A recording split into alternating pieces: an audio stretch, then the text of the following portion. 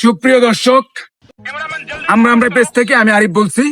আমরা ইতিমধ্যে এমন একটি জায়গায় আসছি যেখানে প্রতিনিয়ত মানুষ মাদক দ্রব্যে আসক্ত। আমরা এমনই একজন মাদক দ্রব্য সেবনকারীর সাথে কথা বলবো। তাকে আমরা জিজ্ঞাসা করব তিনি এখানে কেন মাদক নিচ্ছেন। হ্যালো ভাই, হ্যালো, আপনি কি খাচ্ছেন? ওষুধ খাচ্ছি। হ্যাঁ, ওষুধ খাচ্ছেন? এটা কেমন ওষুধ? এই ওষুধ খেলে তো ভাই মানবদের ক্ষতি করে এবং এটা তো নেশাগ্রস্ত, শরীরের জন্য ক্ষতিকর। এটা কেমন ওষুধ? ধরো মিয়া, আপনার জ্বর হইলে আপনি কি খান? আমার জ্বর হইলে ভাই আমি নাপা খাই। ধরো মিয়া, আমার এই ওষুধে এক টান দিলে জ্বর শেষ। হ্যাঁ,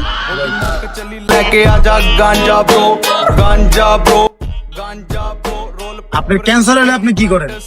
ক্যান্সার হলে আমি মেডিকেলে ট্রিটমেন্ট নেই, মেডিসিন নেই, ভর্তি থাকি।